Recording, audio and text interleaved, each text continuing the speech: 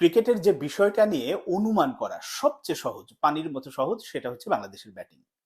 বাংলাদেশের ব্যাটাররা ব্যাটিং এ নামলে কি হতে পারে সেটা একটা 5 বছরের বাচ্চা থেকে শুরু করে 80 বছরের বৃদ্ধ কিংবা যে খেলাটা বোঝে না সে বলে দিতে পারে যে এটা হতে পারে, এবং সেটাই হয়।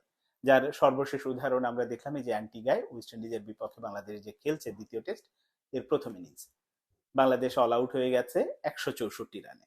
যারা রাতে পুরোপুরি খেলা দেখেনি তাদের উদ্দেশ্যে বলছি যে 164 রানে বাংলাদেশ প্রথম ইনিংসে অল আউট হয়েছে।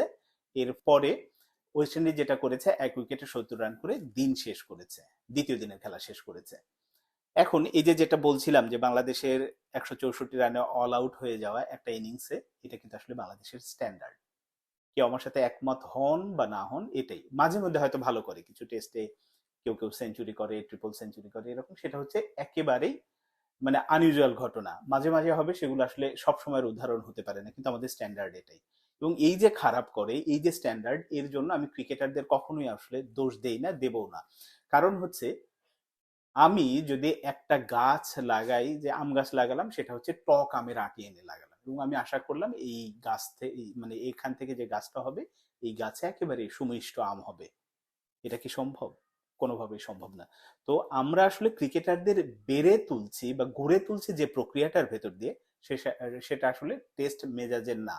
তারা টেস্ট মানে এখন খেলার জন্য যে মেন্টালিটি, যে টেম্পারমেন্ট দরকার, সেই ব্যাপারটা আসলে ক্রিকেটারদের মধ্যে নেই। এটা বাস্তবতা, মানুন আর না মানুন। এই কারণে আমার কাছে মনে হয়েছে যে বাংলাদেশের আসলে টেস্ট থেকে কিছুদিন হলেও আসলে বিরতিতে যাওয়া উচিত, একটু থামা উচিত, যে হ্যাঁ আমাদের ঘরোয়া স্ট্রাকচারটা আমরা ঠিক করে ফেলি, কিছু ভালো মানের ক্রিকেটার তৈরি হোক, তারপরে আমরা টেস্টে ঢুকি। এই যে বারবার খেলতে যাই, বারবার এইভাবে ইনিংস পরাজয় হয়, কিন্তু বিভিন্ন ব্যবধানে আসলে আমরা হারি, কিন্তু এই যে হারার চেয়েও হারার ধরনটা যেভাবে হারি, সেটা খুব দৃষ্টিকটু আমার কাছে মনে হয়। এই যে যে টেস্টটা চলছে, অ্যান্টিগা টেস্টের, আপনি যদি প্রথম ইনিংসের স্কোর কার্ডটার দিকে তাকান, একটু দেখেন, শুধুমাত্র 4 জন, সাদমান 64 করেছে, তারপরে শাহাদাত 22, তারপরে মিরাজ, এই 4 জন ছাড়া প্রত্যেকেই শুধু আসা যাওয়া করেছে। এবং এটা কিন্তু 164 রান হয়েছে, আমি বলবো যে কি বলবো, খানিকটা কৃতিত্ব আসলে ওয়েস্ট ইন্ডিজের ফিল্ডারদের তো আছেই। প্রথম দিনে যদি তারা ওই 3টা ক্যাচ না ছাড়তেন, আমার ধারণা 100 বা 100-র নিচেও হয়তো অল আউট হয়ে যেতে পারতো। আপনি যেভাবেই আনেন না কেন, একে বাদ দিয়ে ওকে আনেন, মানে 9-6 এর খুব বেশি যে পার্থক্য, 19-20 প্রত্যেকটা আমাদের ক্রিকেটারদেরই, মানে ওই মাপের টেস্ট ব্যাটসম্যান আমরা কখনোই এখন পর্যন্ত পাইনি।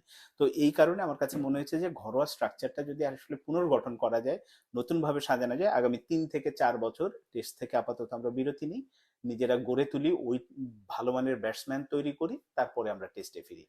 মানে এইটা করলে সুবিধা। তাছাড়া এই যে বারবার লজ্জাজনক হার, লজ্জাজনক হার, এবং এটা নিয়ে অনেক রকম কথা হয়, কথা শুনতে হয়, এটা শুনতেই হবে।